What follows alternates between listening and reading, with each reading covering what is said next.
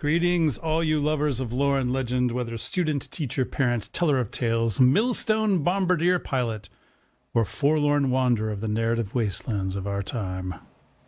The Great Tales is a podcast about myths and legends from both inside and outside the Christian tradition, and we come to you live twice a month to talk about these great stories that Christians have been reading and passing on for centuries, and sometimes even longer than that. So now, having been exhausted by the glory, the grandeur, and the horror of the hashtag hot Theban summer, we turn now in autumnal relief, except for those of you in Texas, to the cozy Germanic north, the It's land of 91 degrees here. to look at two tales. Hey, it's your own fault. Somehow it's your fault. To look at two tales, one familiar, one less familiar, one bright and one rather darker, but both featuring death and resurrection. Today we will explore Sleeping Beauty, or as it's more traditionally and properly called, The Tale of Little Briar Rose, and The Juniper Tree, two stories published in the early 19th century by the Brothers Grimm. Is this our first Grimm tale? It is. Although I think it's very ambitious of you to say that one of them will be bright. I will try my best to ruin Sleeping Beauty for everyone today. But yes, that's right. We're going to be introducing the Brothers Grimm, and I think it's probably time to first ruin everybody's conceptions of the Brothers Grimm, who they were and what they were actually doing. And since they essentially invented Germanic philology, this is a topic which is quite personal to me. So if you haven't already seen the wonderful 1962 film, The Wonderful World of the Brothers Grimm, which has a bunch of great stop-motion animation, and was definitely had a significant place in my childhood, I'm going to try to tell you a little bit about the Brothers Grimm and maybe also burst some bubbles, pop some balloons, bust some myths. Oh boy. I feel like this is the point now in the podcast where, more than any other point before this, I should simply go and take a nap on one of the No. I'm going to be really. Listen, I people can't see it, but I've got like a really tight outline for this section in the script. Oh. So we're No. I just meant we're very restrained. I just meant that you're going to be geeking out on a level that has not yet been geeked here on this podcast before. You know, you feel like this is your moment. We'll see. I feel like it could be a lot worse, but I'm going to give just like a very kind of a top level thing here. So, the Brothers Grimm were born in the latter part of the 18th century, so that's the late 1700s. Jakob was born in 1785, and Wilhelm was born in 1786. And they are German scholars and German scholars. They're German scholars and German scholars and German scholars, in all the senses of those terms. And they, among the things they produced, neither the most important, at least in their mind, not the most important thing that they produced, also not the longest thing they produced, but certainly the most famous thing which they produced, as far as history is concerned, is their collection Kinder- und Hausmärchen. This is children's and household tales, which are sometimes mislabeled, as everybody knows. I really don't like this labeling, but they're sometimes mislabeled as the fairy tales of the Brothers Grimm, which is wrong on two counts. One, they are not fairy tales, and two, they were not written by the Brothers Grimm, although they were heavily revised, as we will explain. And I'm sure they made a pretty penny off of them. So, yeah, I mean, it was definitely the thing that sold more than anything else. So, yeah, their project is really deeply rooted in a combination of kind of personal religious beliefs, Wilhelm in particular, and also their academic pursuits and just the sort of general intellectual interest of 19th century Germany, which had a sort of a mixed result as far as history is concerned. The Brothers Grimm were, their father died when they were quite young. They grew up very strictly Reformed, kind of in the sort of the Calvinists, so they weren't Lutherans, is what I'm trying to say. They grew up very kind of strictly Reformed in the Calvinist persuasion of things. And Jakob remained that sort of strict Calvinist legal education. Can anything good come out of Calvinism? Apparently something. Well, I mean, so So the stories that they collected are not actually the product of Calvinism, which is so. The thing is that Jakob, although he remains kind of very strictly Calvinist his entire life, which is why he's also the least fun one if you go through their notes, which is something that I've done. All the snide comments come from Jakob. So anyway, take that for what you will. That could be pretty fun, though. Yeah, well, you know, I feel like Jakob Grimm was probably not a lot of fun at parties, although he did actually have a oh boy, I'm forgetting the name of it now. But when basically the first new my gosh, I'm forgetting the German name for this, but it's basically their version of Parliament. When they had their inaugural session, they actually had a seat there in Parliament for Jakob Grimm. Even though he was not an elected official, but it was because philology was so important to the formation of a German national identity that he actually had a seat of honor there in the first German parliament. I'll think of the name later. But in any case, Wilhelm, on the other hand... Is that it? No. No. Anyway, in any case, Wilhelm is... Bring out words. He's the younger, he's the more kind of mystical woo-woo brother...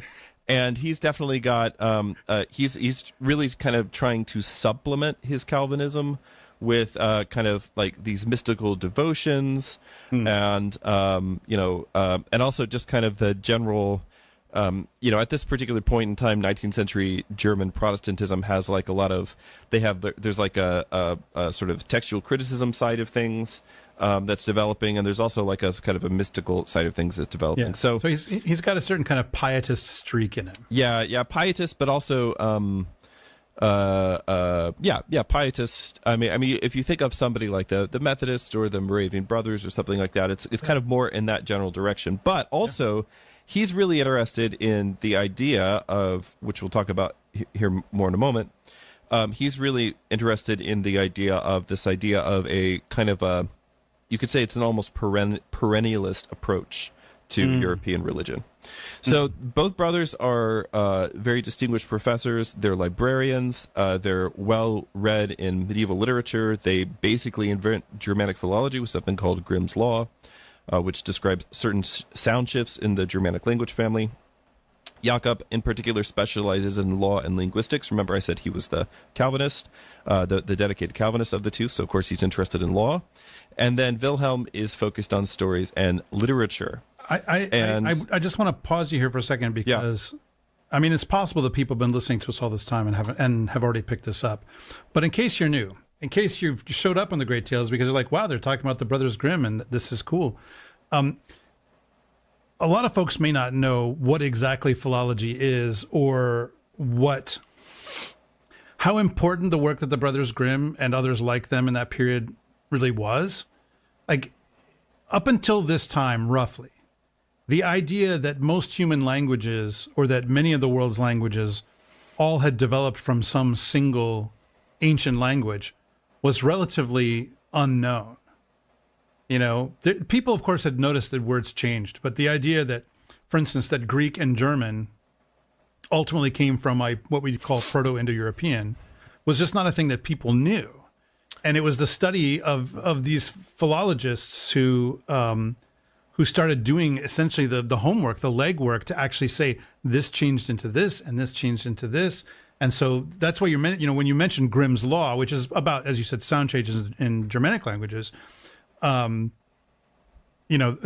gets these ideas get very, very broadly applied.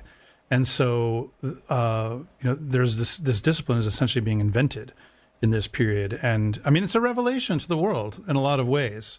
You know, it makes people rethink about humanity in ways that they had not yet. And so that's why I think it's important to underline this, is that while, of course, as you said, that they're known for this collection of stories, they're actually really significant in the history of scholarship and a discipline that most people don't even know what it is these days. Philology, which is not just about language changes, it's sort of about linguistics embedded within stories and history, kind of all of this stuff all together as one language world, I guess. Probably. So the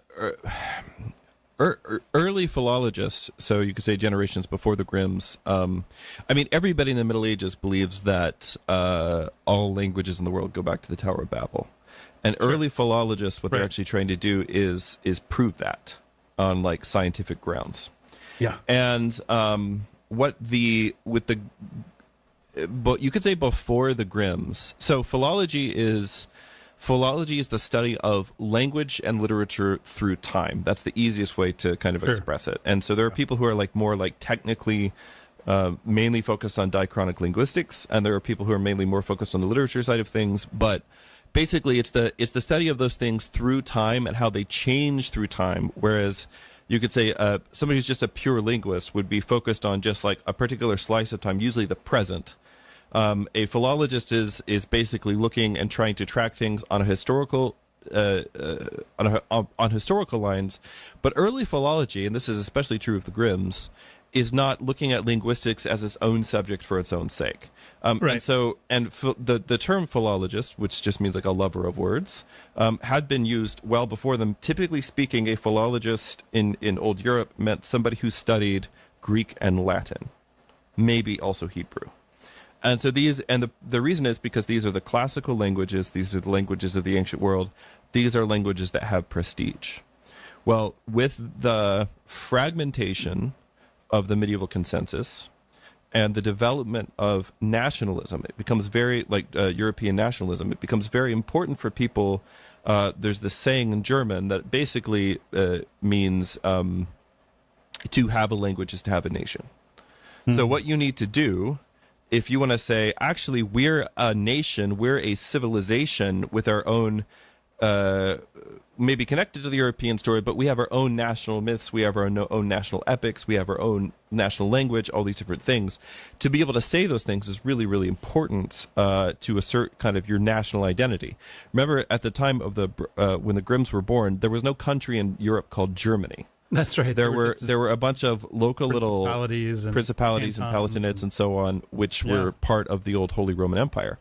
And so they're really there at the moment when Germany as a country is coming into its own, really being invented, basically. And they're an essential part of that.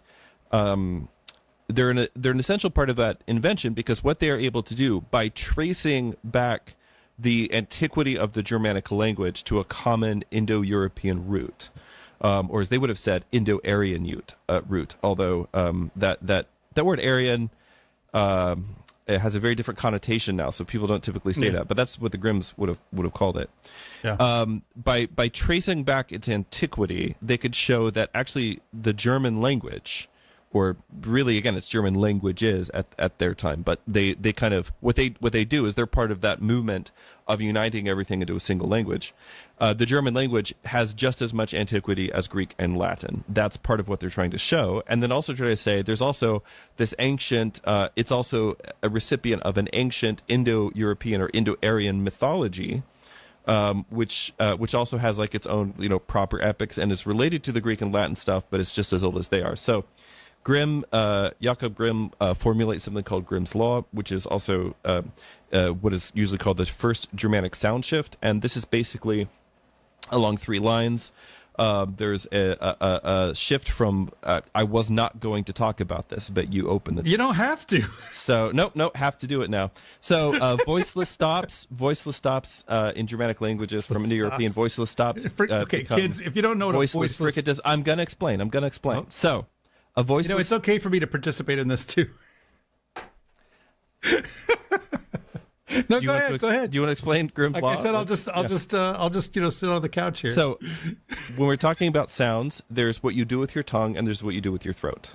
I bet our ratings would be much higher if we were to have a big feud on the air or something like that. Wouldn't that be fun? Yeah, I'm sick today, and I'm just trying to get through my outline. So, all right. So, voiceless stop it would be like a pa, pa. So my throat's not doing anything, but my lips are making a stop. So pa, t, k. So P, T, and K. Those are all voiceless stops. What happens in Germanic languages is that in many cases, most cases, those become voiceless fricatives. A fricative is where you have any kind of like a th or or so. What this practically means is that p becomes f, t becomes th, so t becomes th, and h becomes and then k becomes h. So the reason that's important is because in Latin you have pater, and in Germanic languages it becomes father, right? So that's an easy example because it's got two. Same thing with brother, and so on. So you have voiceless stops to voiceless fricatives, voice stops to voiceless stops, voiced aspirated stops to voiced stops, or sometimes fricatives in certain positions.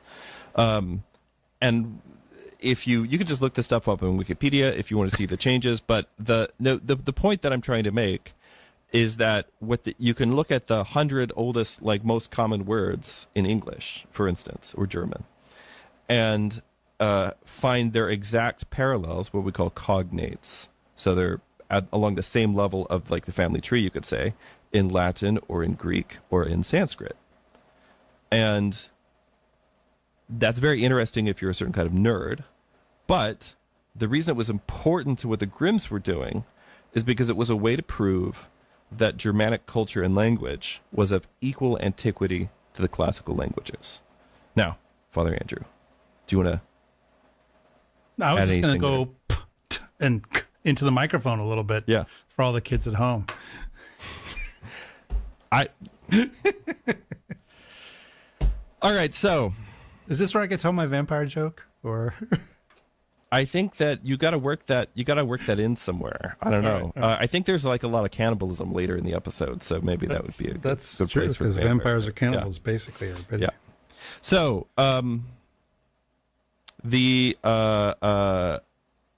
anyway, so this is the kind of thing that they're working on, and the way that you do this work is you go around, and what you want to do is collect the oldest stories. Because the oldest stories have the oldest words. Now, so this is the first bubble that I have to pop about the Brothers Grimm, is that I think some people have this idea. So in one of another hat that I sometimes wear, I run a publishing company that publishes fairy tales. And people come up to me very often at conferences. Like I'll go to like a classical ed conference, and I'll be there with a book table, and I'm selling books. People will walk up to me like, now, are these the original versions like in Grimm's, or did you guys change these? Oh, man. And when somebody asks that question, they have this idea in their mind that the Brothers Grimms were just sitting around and they just wrote out of thin air, came up with a whole bunch of random stories. Yeah, which is understandable. It's understandable that people think that. I mean, we call them, the fairy tales of the Brothers Grimm. I know you don't like that, or or Grimm's fairy tales is actually the phrase. Yeah. So their name is attached to it, but really it's that they ran around collecting these things. So they went to, especially rural areas, particularly, but everywhere, and said, to found the old people in the town, said, tell me your stories, and they wrote them down, and they collected them. So this represents an anthology. And of course, when we say they went around collecting them, what we really mean is mostly their grad students went around collecting them. That's what grad students are for. That's what grad students are for. And actually, if you look at the original manuscripts that the Grimms were working from, you can actually see, it'll usually be noted which grad student collected this particular story. Because what they would do is the grad students would go out and they would collect these things and they bring them back, and then Jakob and Wilhelm would sit down and go through them, and you could see Wilhelm being like, oh, what a beautiful story. Oh, I bet it's connected to this and this and this. And Jakob goes, this seems French. Crosses it out. This seems French. Seems French. Little do they know that the French and the Germans, well, they know, but French, yeah. I say French is actually a German word. Yeah. Ultimately. So. Oh, yes. Yeah. So in any case, where all of this kind of becomes interesting for our purposes is that as they're collecting these stories, the two of them together, but in particular Wilhelm. So Wilhelm suffers from chronic illness. He has asthma. He has a heart condition, which might have been something like angina. And so he's always kind of thinking about death, and he's always kind of thinking about these big questions, I think. And like I said, he's got this kind of mystical bent to him. And he also married a woman named Henrietta Dorothy Wilde, who also became like a big part of this, and she helped collect some of the stories, but then also she had a big influence in Wilhelm. And so Wilhelm had this idea that these old stories, the children and household tales, fairy tales, if you want to call them that, that they are the last fragments, not obliterated by Christianity or by the Reformation, of what they called an ancient faith expressed in poetry, which is a very fun, given the context here. Yes, they think that these are representations of paganism. It's not even that they think it's representations of paganism, because what they think is that there's they were kind of perennialists. Oh, okay. So for them, it's pre-Christian like anyway. Whatever their idea of what pre-Christian is. But there might be some. Okay, so language is developed through time. So you can also study the way that stories develop through time. So you can take the diachronic approach or the stematic approach, and you can take a story. Like, for instance, the story of the Ring of the Nibelungs, which is like the sort of the great Germanic epic, which doesn't exist in entirety anywhere. So you have to kind of piece it together. Which we will. We will do that. Oh, definitely. At some point. I think our Germanic stuff actually we get pretty decent ratings for when we dive into Norse and. Well, not if I keep talking about sound changes, we won't. But all right, so you can take the stematic approach and be like, all right, so this is probably the original version of the story. And then later on, this element was added, and later on, this element was added, and later on, this element kind of fell out, but it exists in these other versions, and so on. And you can basically, in the same way that you can plot out the family tree for a word, you can theoretically do the same thing for a story. Yeah, I mean, there's a whole, like in folklore studies, there's a whole like taxonomy of these kinds of stories. Like there are technical academic names for each tale or type of tale or whatever. And sometimes it's a name. I mean, it depends on who you're reading. Sometimes it's a name. Sometimes it'll be like, and this is tale H237, or whatever. It's stuff like this, it's all very sort of scientific. Yeah. That's really good around the campfire, guys. H237. Exactly. Yeah. They're like, oh, H237. Yeah. I want to hear that one again, Dad. And those schemes don't always like agree with each other, so it's not like it's all kind of hard and fast. And sometimes, I mean, the thing is that the transmission of a story is very, very hard to prove sometimes because. But so to the Grimms, though, for them that was kind of proof that there are things that are in the early 19th century. They'll start talking about like the collective unconsciousness. Right. This idea that there's like stuff that's sort of like in the collective, like hive mind of humans, and that's why you have the same. So like if you have a dragon killing story here and a dragon killing story here, well, one of three things is possible. One is that there were dragons in both of those places and somebody killed them, and then later on they told a story about that.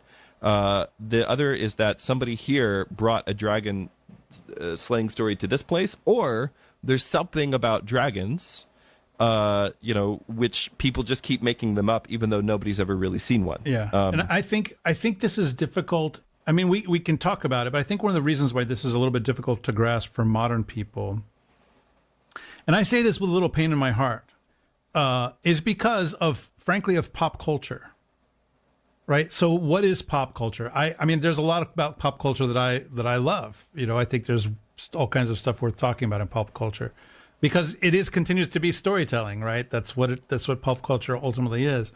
But the thing about pop culture is that it's mass broadcasted culture. So, for instance, to mention a very famous fairy tale, Cinderella. If I say, well, everybody knows what the story of Cinderella is about, then the reality is that most people, unless there's some level of nerd, what they know about is the Disney Cinderella.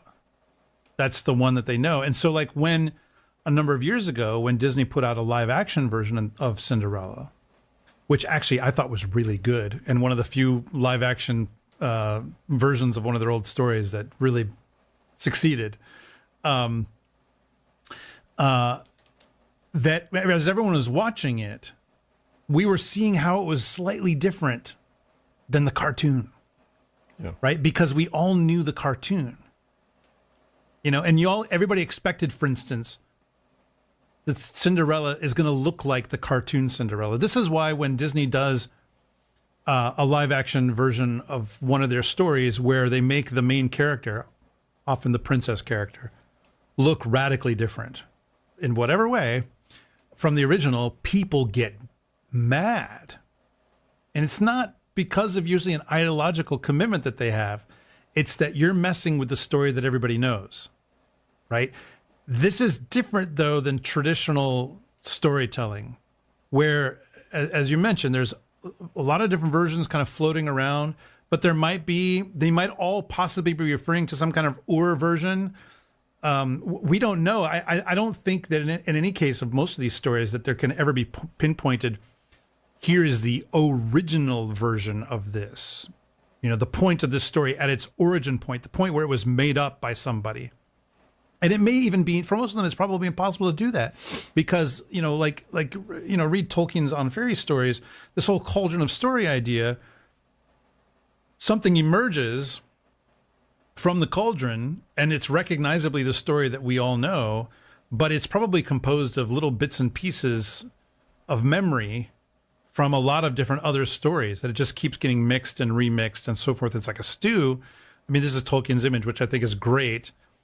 It used to be the case in many places, especially in Northern Europe, that there was always just this pot of stew, always on the fire. And every so often you would just add ingredients to it, which means that it's always going and it's always going to be a little bit different every time you have it. Right. And that's the way that stories traditionally worked. One of the things that kind of throws a monkey wrench into this to some extent is literacy. And so when you got an anciently literate culture like classical cultures, then that tends to fix stories much, much more than the traditional storytelling approach, although not completely, because you're still having to copy it every time. It's not broadcasted. It's not printed. It's copied by hand, which means that there's always the possibility for adjustments, sometimes big adjustments. I remember reading, I think this is a bit of a digression, but I think it's all very relevant to what we're discussing. I was reading Alfred the Great's translation of Boethius. And there's a whole passage in there where, much to my delight, I discovered that Alfred added a bunch of stuff about giants because he thought that it needed to be in there. But by no means did anyone think that he was, making a false translation because he added stuff to it. This is just simply what you did, So yeah, literacy kind of fixes these texts to some extent, but broadcast and recording and so forth, this is a massive, massive revolution. A massive revolution. And I think it's kind of amazing to me to think about Thomas Edison making the phonograph, right? And probably at that moment, no one realized how huge of a concept this would be, how this would change humanity. And he didn't realize it himself because you know what he thought that people were going to do with that thing? You know what he thought was going to be the popular use of that? Do you know? You don't know? No. He thought that people would use it to record their pastor's sermons so they could re-listen to them at home. Oh, yeah. The most famous and obvious use of recording software. Exactly. Hardware. So he had no concept. Like if you had told him about the iPod, I'm sure he would have believed it, But still, and of course that's a dated thing even now, right? Everybody. Now we've got Spotify. And so, I mean, it's amazing that just to make reference to a pop culture item that I happen to have loved, the film that came out this summer on Netflix, K-pop Demon Hunters, not too many weeks after it came out, Netflix released this movie in movie theaters with the lyrics being printed on the screen, because this is a musical, as a sing-along version. And the reason why everybody could sing along to it is because they had watched the exact same movie with the exact same soundtrack over and over and over again, such that they could listen to it and sing it back exactly the same. Exactly the same. And I think probably the only place where people can still experience the sense of something being handed down rather than broadcasted and then reproduced and then people imitating it like it's all karaoke, frankly, is in traditional church music. is probably the only place where most people can experience this on a regular basis, where you go and hear chants that are handed down. And it's not that there's this one canonical recording that everybody's trying to imitate. There are recordings now being made of church music, but that's not kind of the origin point of any of this stuff. And not everybody's, everybody's not trying to copy that. And there's a lot of little different versions of all these hymns and so forth. So I think it's important to underline that what we have in the Brothers Grimm is, or so we think, is a fixing of a certain set of stories. But as I know you're going to tell us, that the stuff that they wrote down is not even what everybody's reading, and certainly not what Disney made. Yeah, so the I'm not against Disney making its own versions because that just extends the tradition. See, you could argue about whether they're doing it well or badly. Lewis was strongly against, obviously Tolkien was as well, but Lewis was strongly against Disney making versions of the Grimm's Brothers fairy tales. And his argument was, there's death in the screen. Once you put something on a screen, and once you make a film version of something, that then becomes the definitive version in everyone's minds, and you lose forever the kind of the aliveness of the story. Yeah. So, but all right, I will say, let me just add something on to the end of that thought. We were actually, as we said last time, we were supposed to have Jonathan Pajot on this episode. Something came up, and so he's going to come back at a later point. But I bring him up because, like, the books that you and he are publishing together with Symbolic World Press, right? So the first one was Snow White, as I recall. Second one is Jack and the Beanstalk. Oh, the names are different. There's Snow White and the Widow Snow White Queen. and the Widow Queen, Jack and the Fallen Giants, Jack and the Fallen Giants, and the Evil Witch, and now Rapunzel and the Evil Witch. But if you think about it, like, part of the reason, like, what I think on some level y'all are doing is actually piggybacking on the decay of the death that has happened in the screen with these stories. So. And I'm happy about that. Well, so the thing is that Disney has now brought about the death of death. Wait a minute, the death. I know. But I mean, if you think about, okay, so Disney releases. Just talking about Snow White for a second. Disney releases a Snow White cartoon, and that becomes the definitive version of Snow White in everybody's imagination until they announce, hey, we're making a live action remake. And then everybody hates the live action remake for all the reasons that a just and godly person should hate the live action remake, which is to say it's a very bad piece of art. And the result of that is that now they say, wait a minute, Disney doesn't own this. Whereas for the longest time, that's how people have thought about these stories. And in fact, they'll say, oh, that in those Disney stories, blah, blah, blah. Well, it's not a Disney story.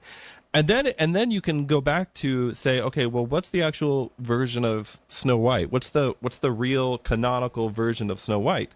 And it turns out actually there isn't one. There's even the Grimms collected initially several different versions. I've found probably about 30, including my favorite. We're way off script now, but my favorite my favorite / least favorite version of Snow White is an Italian version, in which. The story goes like you would expect up to when she moves in with the dwarves, and then all the townsfolk find out that there's this young woman who's living in a house with a bunch of unruly, smelly men, and so they show up and they burn the house down and they kill them all, and that's the end of the story. Pretty clear to see the moral there, but obviously that is not a satisfying conclusion to that story. But it must be in any case expurgated from our town. Yes. So in any case, you can study languages as they change through time. You can study stories as they change over time. And Wilhelm Grimm especially really thought you could also do the same thing with religion, which is to say, there's this perennial Protestant idea version of like true spirituality that in each age becomes kind of stultified and is in need not so much of a reformation as a revivification.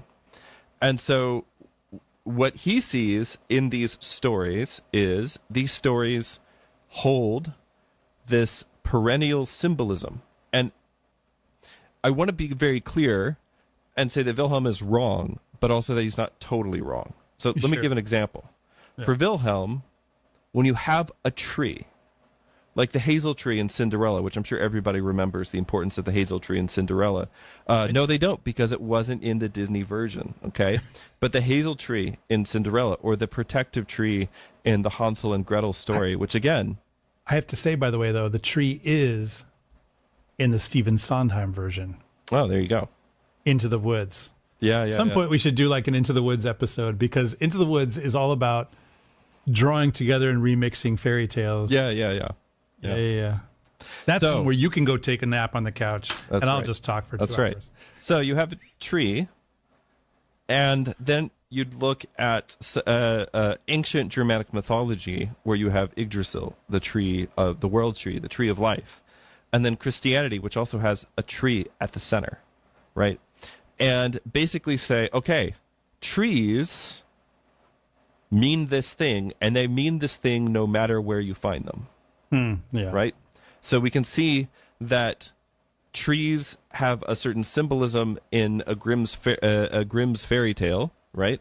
That would be recognizable to a Christian, but they would also be recognizable to an ancient pagan. So you have these certain things which mean things, and they mean that kind of all across time, right? And so you can look at those elements of stories being like, here's a sound, and that sound actually might change, but ultimately our word for father is still the ancient word for father, right? That's kind of the idea, right?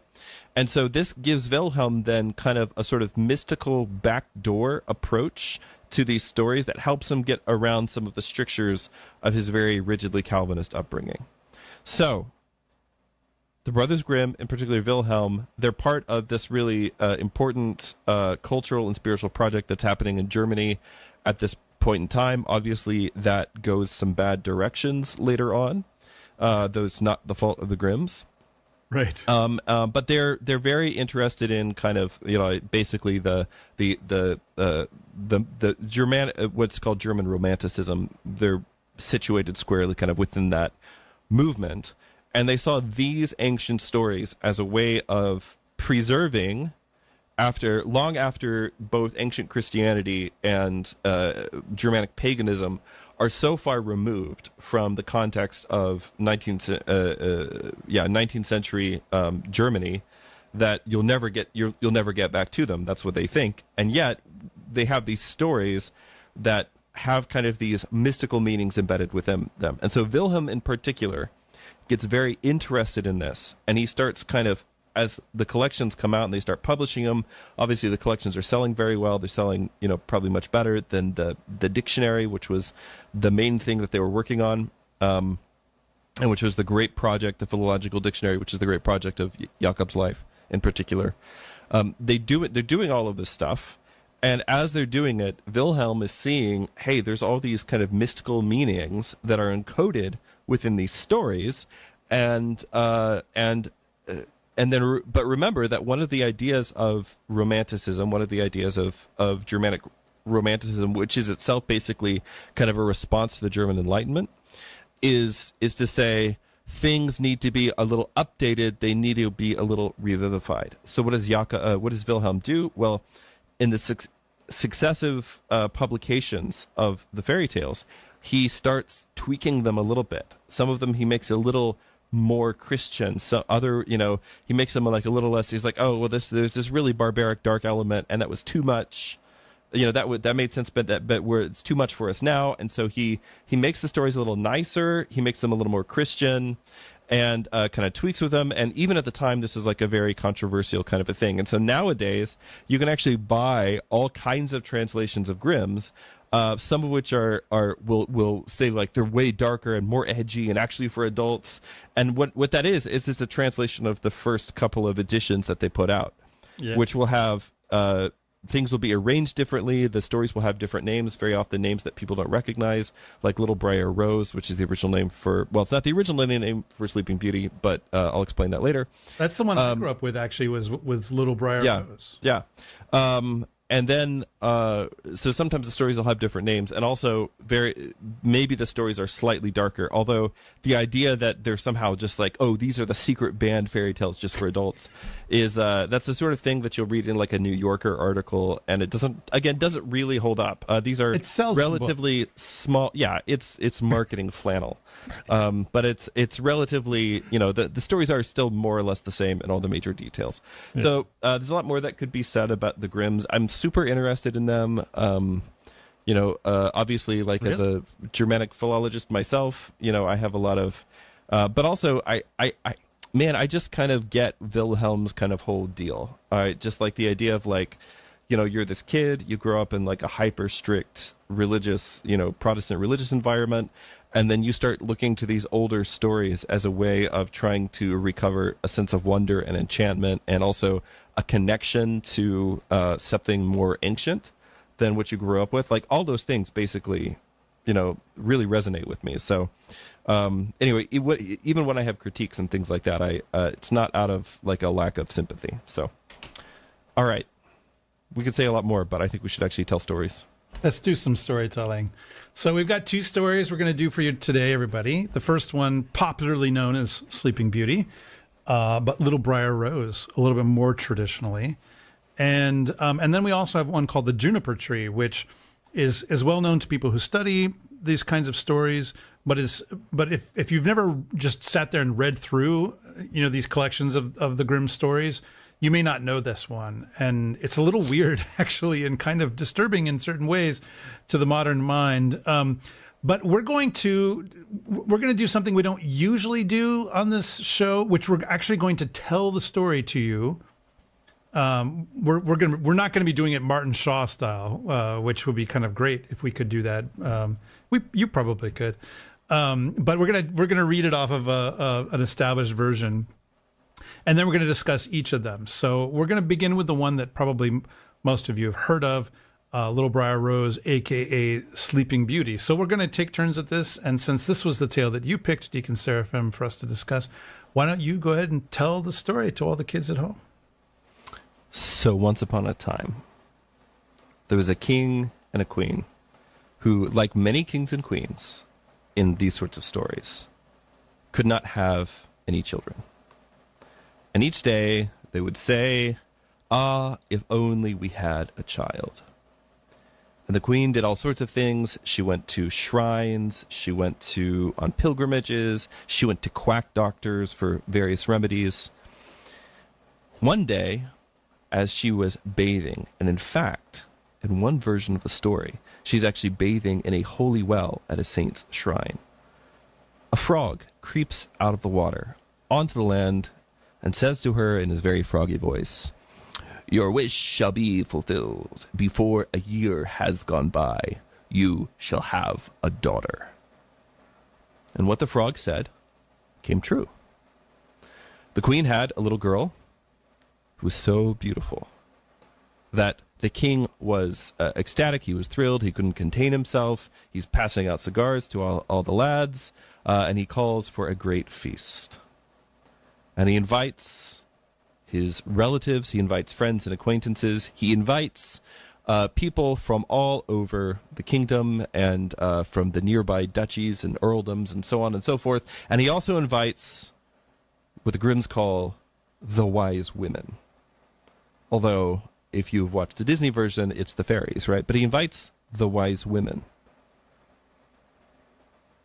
in order that they might be kind and well disposed towards the child. Now, as we all know, there are 7 wise women, or there are 13 wise women. Or sorry, there are either 8 or there are 13. In this case, there are 13 of them.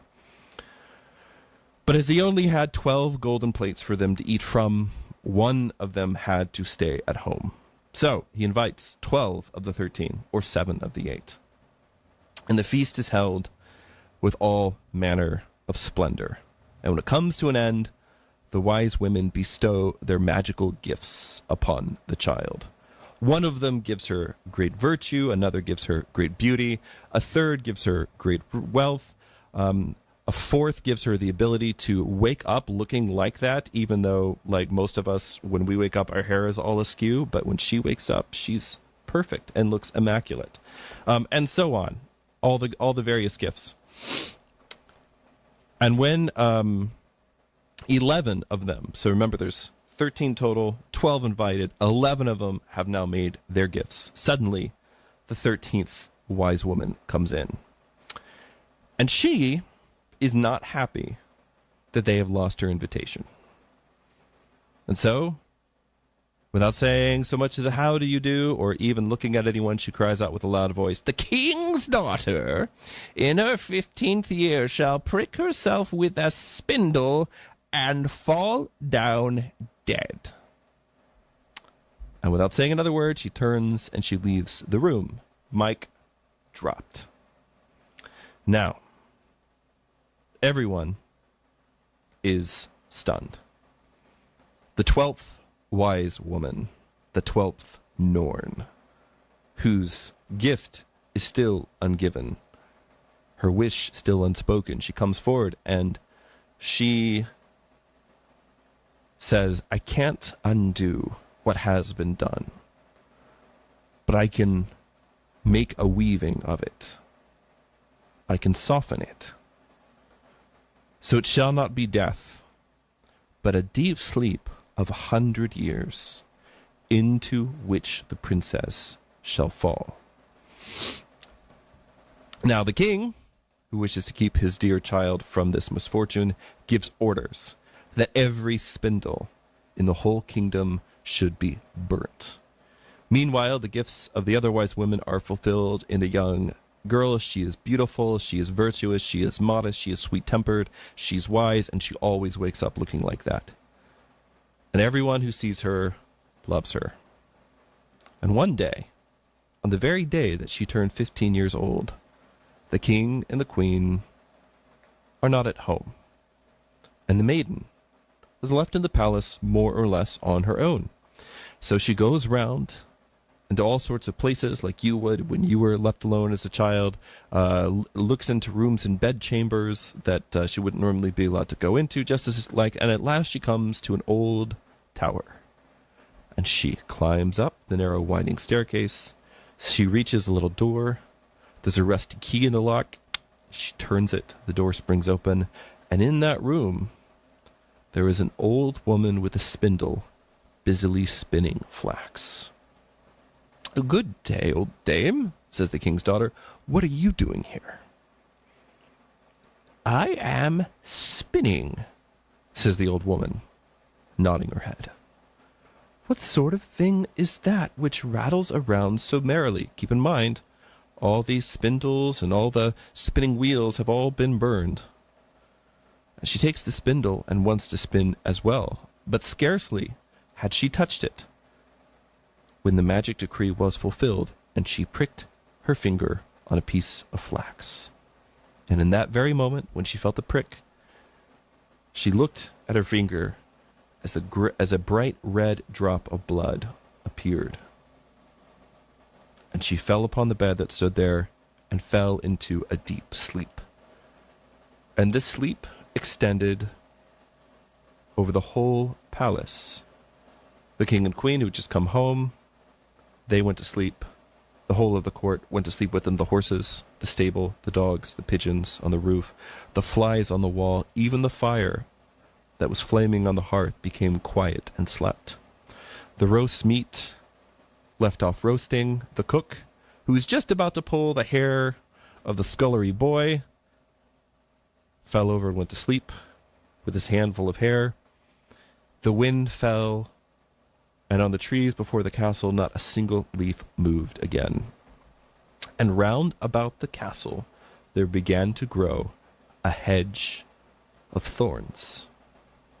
And every year the hedge became higher. And at last it grew close up around the castle and all over it, so there was nothing of it to be seen, not even the flag on the roof of the highest tower. But the story of the beautiful sleeping Briar Rose, for that was the name of the princess, went about the country, so that from time to time the king's sons came and tried to get through the thorny hedge into the castle.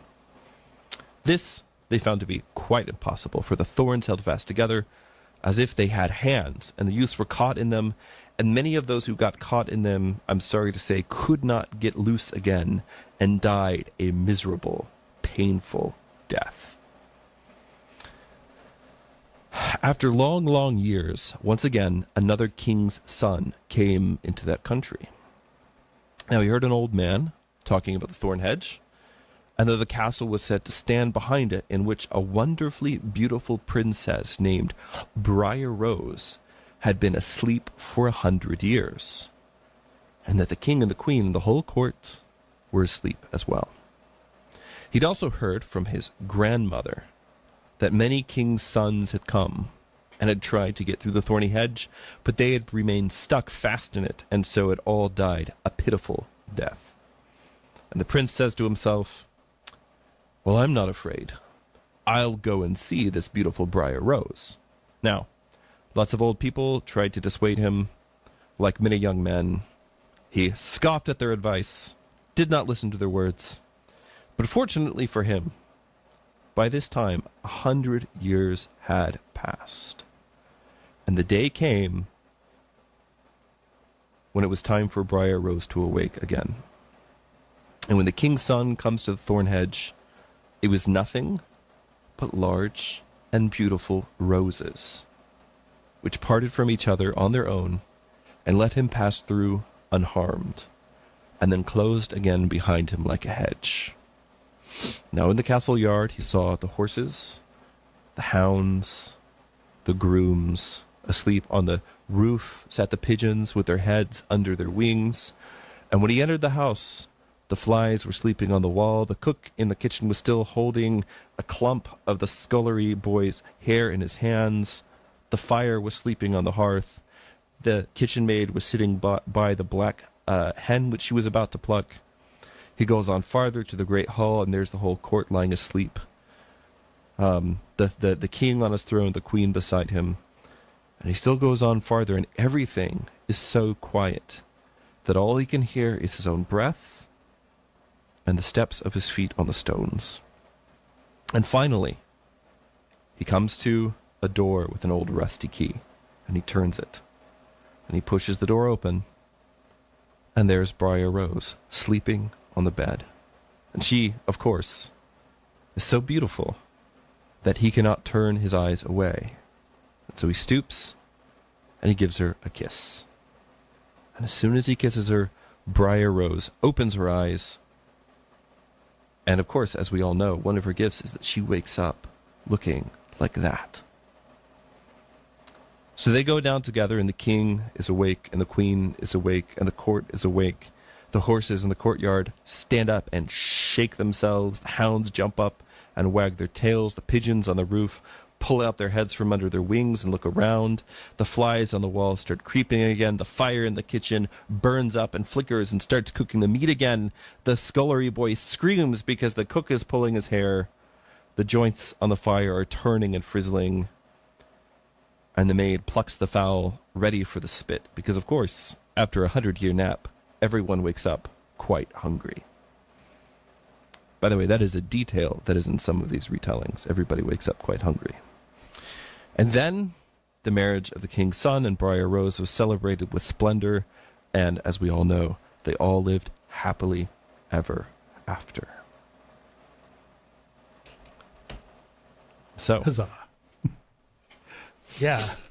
There's it's been a while since I read this story, actually. I think probably part of what the Disneyfication does is it kind of makes you get tired of some of this stuff. Like, but it's beautiful to listen to it again, and to imagine it again, even though occasionally flashes from the old cartoon came into my head.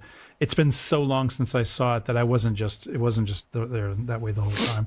One of the things that struck me, which was a detail I don't think I ever really thought about before, is the sleeping king under the mountain imagery that comes of this, that here's a kingdom that's kind of lost. Now, this is not a king who, most of the sleeping king under the mountain stories, like, Arthur or whatever else. It's about a king who's going to come back and save his world, save his country.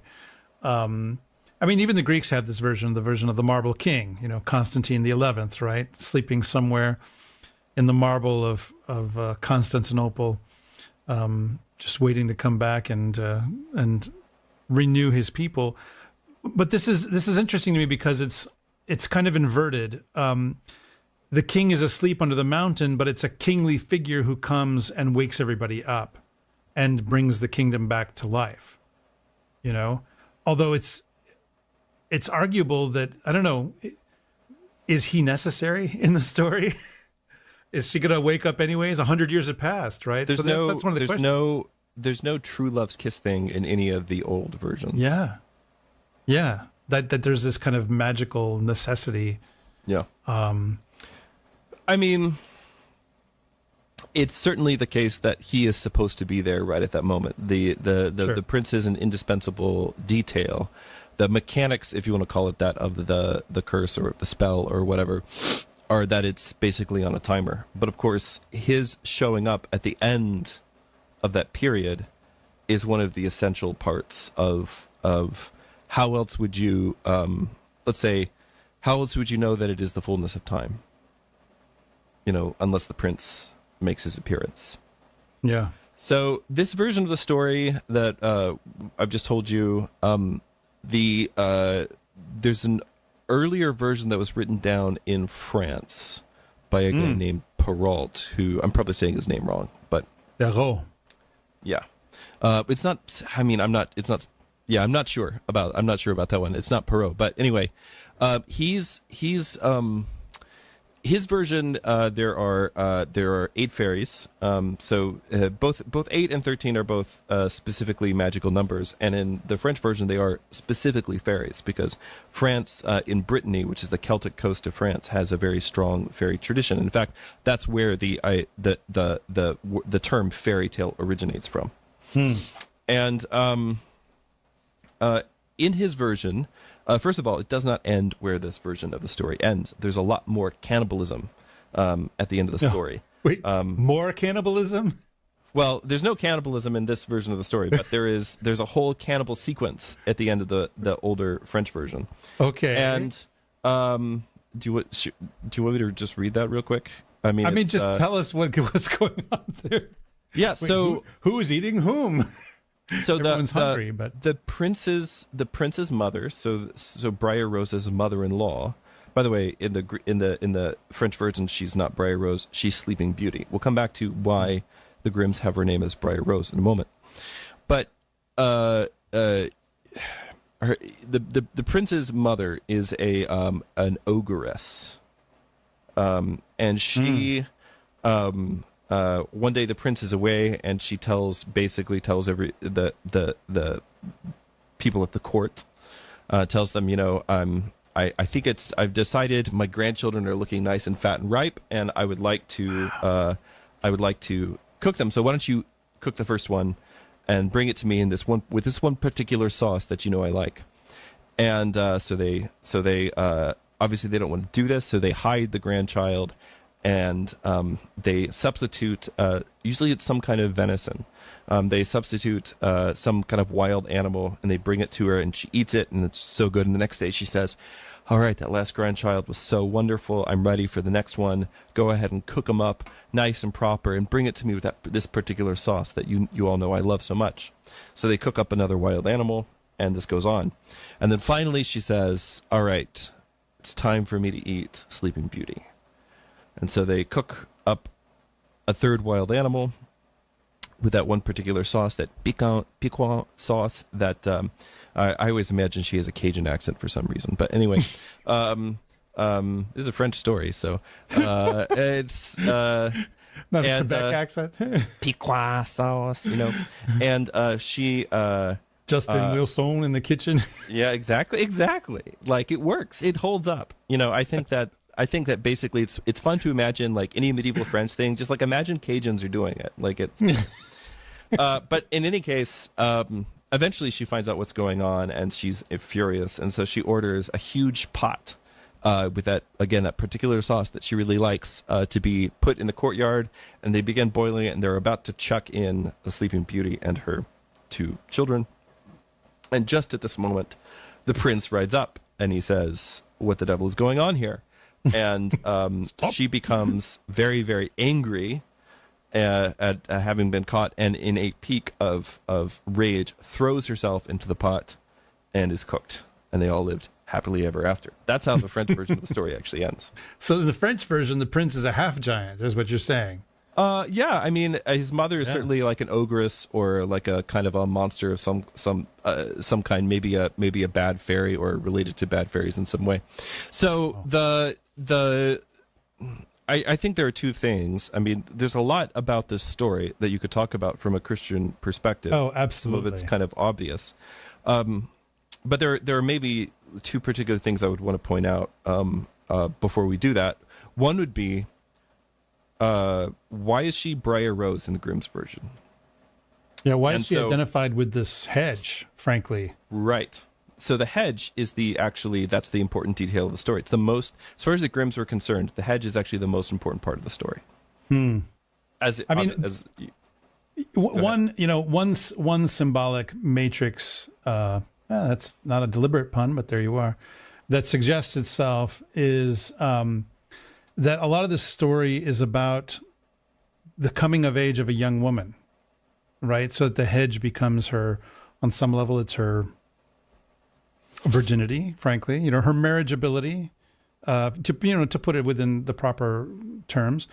And what is it with a spindle, right? I mean, the distaff is so associated within the European tradition with women that distaff is actually used as a term to refer to women generally. And so like there's a certain level on which what's happening is she's crossing from being a girl to being a woman. And that's what the bleeding is about. To put kind of point on it. Yeah. And and then the prince comes and completes the picture.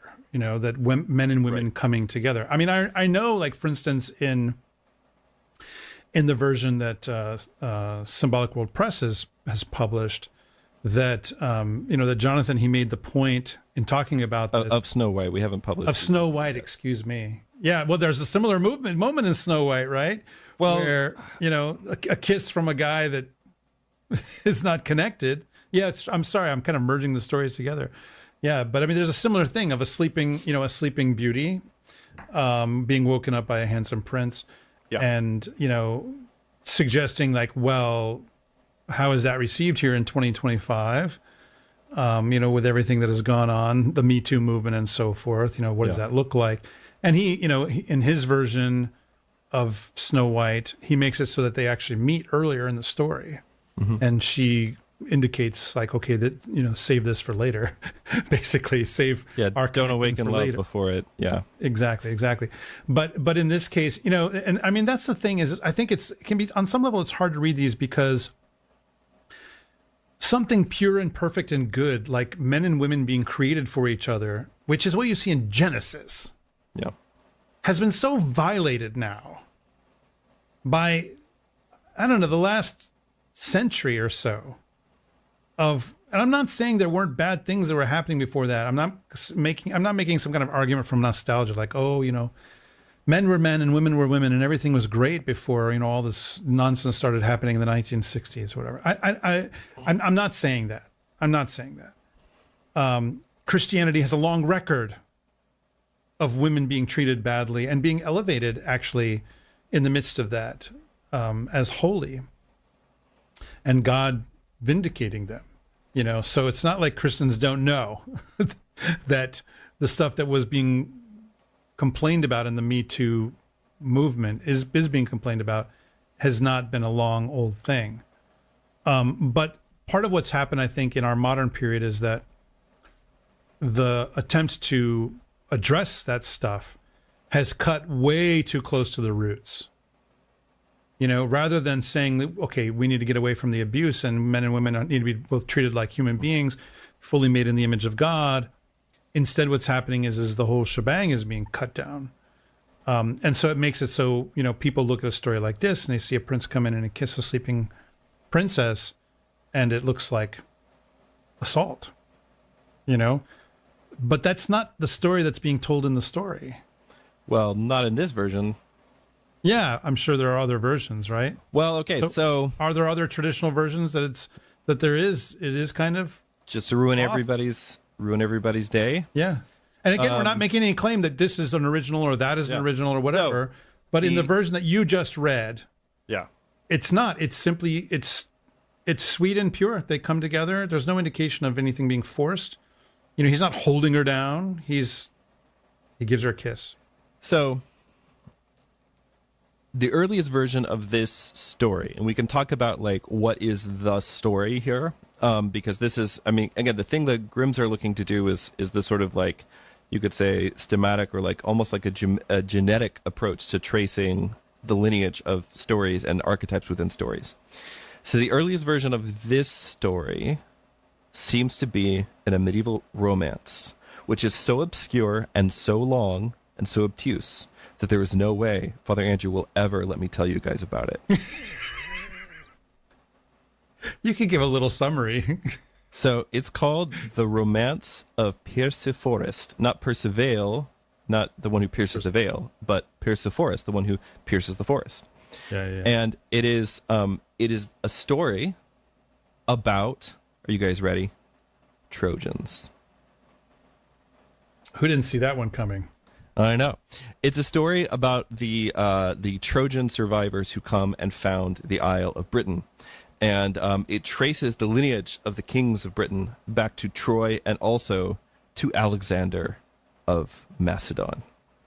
And anyway, it's a very fun, very long 14th century medieval romance. It's so long, no one has ever translated the entire thing into English because everybody who tries eventually gives up.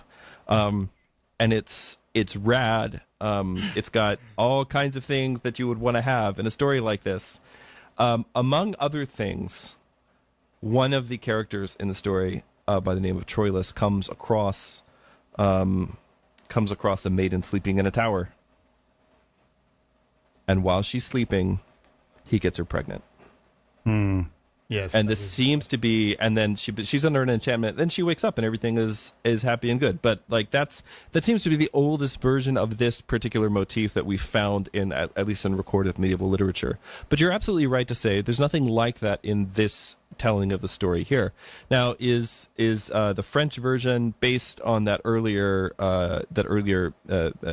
Middle French romance? Probably, but there's also a lot of details that are not there in the romance of Perseforest, which seems to indicate that there's something else going on here. So in the French version, if we were to read it to you guys, there would be some French, of course. Yes, there would be some important differences. For instance, the French version is much more explicitly Christian. The queen, as I mentioned earlier, is actually bathing in like a holy well. When she's given the prophecy, there's 8 fairies instead of 13 Norns, and there are a few other kind of specific details, like it's the feast that's being held is specifically the christening for the child, right, and things like that. So it's much more explicitly Christian. When this story is collected by, I mentioned that most of the Grimm stories are collected by their grad students. I cannot remember now. Her name is Marie something, but the lady who collected this and wrote it down, and you can look at Grimm's notes, Jakob Grimm's notes, where he basically says, "Oh, this just seems like a reworking of this one story that's already been collected by this Frenchman. There's nothing that's specifically Germanic here. Maybe we shouldn't include it." However, Wilhelm, when he looks at it, he sees something very important. To what to Wilhelm is the most important secret link to a lost Germanic religion in this fairy tale, which is, of course, the hedge of thorns. Okay. So think back, Father Andrew, to your studies in Germanic lore and legend and literature. What's the great tale of the North? I mean, it's the Volsunga Saga. Is there any scene, any moment in the Volsunga Saga which seems similar? Oh yeah, there's where see, I'm going to start to blank on some of the names now, but it's okay. This entrance through it's not fire. A test. Yeah, right. Yeah. So where to go and get the Valkyrie. So Sigurd, the great German hero, Sigurd rides through the flames around the tower to rescue Brynhild. Brynhild is a Valkyrie. Yeah. She's a chooser of the fallen. Yeah. And she one time showed a favor to somebody that she wasn't supposed to show favor to, like didn't like Valkyries are psychopops. So she like lets somebody live that's not supposed to live. And so Woden punishes her. Do you remember how she's punished? She's punished. She ends up marrying the wrong guy. I'm trying to remember. Well, now. Eventually. So the problem is a lot of these versions are mixed up in my head now. Yes, you know, yeah. So Woden punishes her by pricking her with a magic thorn from the tree of sleep. And when he does, here in Emmaus, we have a tree of sleep here in Emmaus. It makes her mortal, and it sends her into a deep slumber. Gotcha. And then Woden locks her up in a castle, surrounded by a wall of flames.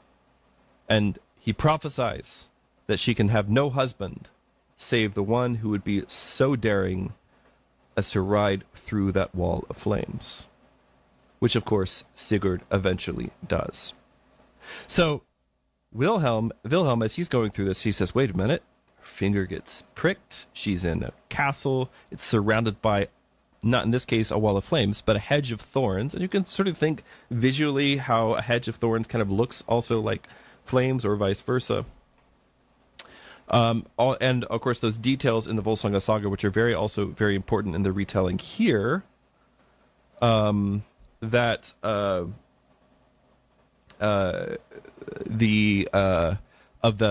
way the whole sort of castle is under sleep. I mean, this is an important. This is like one of the best parts of the story in German is like the description of like the flies on the wall go to sleep and the scullery, like all this stuff, right? That's a big part of the story. By the way, we're getting a lot of comments in the chat. People really want us to do episode or more, perhaps, on the Volsunga Saga. It doesn't end well, you guys. Just so you know, this is not a happy ending. Well, a lot of traditional stories, I don't know what to tell you guys. Like, you just get used to disappointment is all I can say. It's not even a sad story. Yeah. It's a horrifyingly bad ending. Yeah. Another interesting difference here between the German story version of the story and the French story is that I think in the French version of the story, it's a crab, not a frog, that tells the story, and that change is actually probably suggestive in certain ways. So anyway, all this to say, Wilhelm, in his kind of commentary on this fairy tale and his interest in it, he sees a parallel. He sees parallels to like this sort of ancient lost religion, but also a Christian parallel. That is that the bathing is a baptism or it's a christening, like at the beginning of the story, right? And so the queen is seated both in the ideas, like she's seated both in the pre-Christian waters of like time and chaos, but then also in it's also a baptism, right?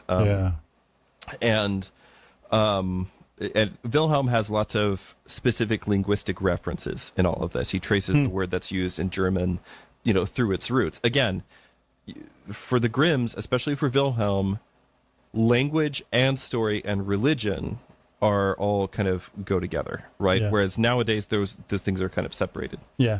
I was going to say again, this might be obvious to say, but I think it's worth saying because here we're talking about this story on this podcast. Reading this, like if I were to try to read the story in a way that, say, many of the church fathers would have read it, right? I would say that this is a story about the soul becoming deadened in sin. And, who is the prince but Christ who comes and awakens the soul. and brings it to life again, right? Yeah. I mean, yeah. So this kind of thing. I mean, this is the kind of reading the Father's gift. Well, so it's along those lines. The reason Wilhelm changes it to a frog is because a frog is amphibious. It's a creature that belongs to two worlds, right? So the idea is both the pagan world and the Christian world, and it's kind of like the duck and Hansel and Gretel in the sense that it's like this amphibious creature that helps you cross kind of from one world to the next. Yeah. And so in the same sense, then you have it's something that helps you cross like the dangerous barrier between two worlds. In the same way that the prince is the only one who can cross the dangerous barrier of the. I mean, this is kind of the harrowing of hell. Yeah, I mean that's the thing to understand is that fairy tales are, I think earlier in our pre-show I was talking to one of the producers about this. The fairy tales are basically like learning. Fairy tales have the grammar of the world in them, and so for instance, Bruno Bettelheim famously kind of made famous these readings of fairy tales where fairy tales are about like comings of age and menstruation for women and other things for men, but like that's not wrong. Yeah. The thing that you have to understand is that the shape of the world is such that the story of the death of your childhood and then the resurrection into adult life, and there's like a flood that you pass through, right? That story and the story of the harrowing of Hades and the story of the deliverance of the children of Israel from Egypt, and like all those, that basic pattern of death and resurrection, of passing across these various kinds of thresholds, that is just the way that the world works. Yeah, or as someone we know would say, it's just how the world lays itself out, or right. Symbolism happens. Right. Yeah. So there's a lot more we could say about the symbolism of Sleeping Beauty, but and there's a lot of fun classical associations as well. Indeed. But I think that we should probably move on to the Juniper Tree. So. All right. I have to wet my whistle here. It's a phrase you don't hear much anymore. Long, long ago, some 2,000 years ago, there lived a rich man with a good and beautiful wife. They loved each other dearly, but sorrowed much that they had no children. So greatly did they desire to have one that the wife prayed for it day and night, but still they remained childless. In front of the house there was a court in which grew a juniper tree. One winter's day the wife stood under the tree to peel some apples, and as she was peeling them she cut her finger, and the blood fell on the snow. "Ah," sighed the woman heavily, "if I had but a child as red as blood and as white as snow." And as she spoke the words, her heart grew light within her, and it seemed to her that her wish was granted. And she returned to the house, feeling glad and comforted. A month passed, and the snow had all disappeared. Then another month went by, and all the earth was green.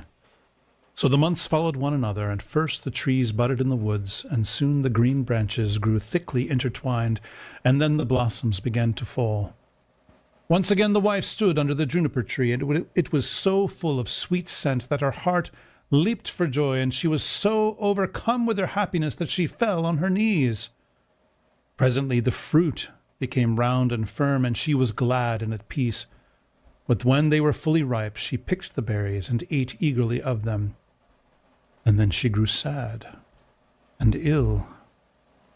A little while later she called her husband and said to him, weeping, "If I die, bury me under the juniper tree." Then she felt comforted and happy again, and before another month had passed, she had a little child. And when she saw that it was as white as snow and as red as blood, her joy was so great that she died. Her husband buried her under the juniper tree and wept bitterly for her. By degrees, however, his sorrow grew less, and although at times he still grieved over his loss, he was able to go about as usual, and later on he married again. He now had a little daughter born to him. The child of his first wife was a boy, who was as red as blood and as white as snow. The mother loved her daughter very much, and when she looked at her, and then looked at the boy, It pierced her heart to think that he would always stand in the way of her own child, and she was continually thinking of how she could get the whole of the property for her. This evil thought took possession of her more and made her behave very unkindly to the boy. She drove him from place to place with cuffings and buffetings, so that the poor child went about in fear and had no peace from the time he left school to the time he went back. One day the little daughter came running to her mother in the storeroom and said, "Mother, give me an apple." "Yes, my child," said the wife, and she gave her a beautiful apple out of the chest. The chest had a very heavy lid and a large iron lock. "Mother," said the little daughter again, "may not brother have one too?" The mother was angry at this, but she answered, "Yes, when he comes out of school." Just then she looked out of the window and saw him coming, and it seemed as if an evil spirit entered into her, for she snatched the apple out of her little daughter's hand and said, "You shall not have one before your brother." She threw the apple into the chest and shut it to. The little boy now came in, and the evil spirit in the wife made her say kindly to him, "My son, will you have an apple?" But she gave him a wicked look. "Mother," said the boy, "how dreadful you look. Yes, give me an apple." The thought came to her that she would kill him. "Come with me," she said, and she lifted up the lid of the chest. "Take one out for yourself." And as he bent over to do so, the evil spirit urged her, and crash! Down went the lid, and off went the little boy's head. And she was overwhelmed with fear at the thought of what she had done. "If only I can prevent anyone knowing that I did it," she thought.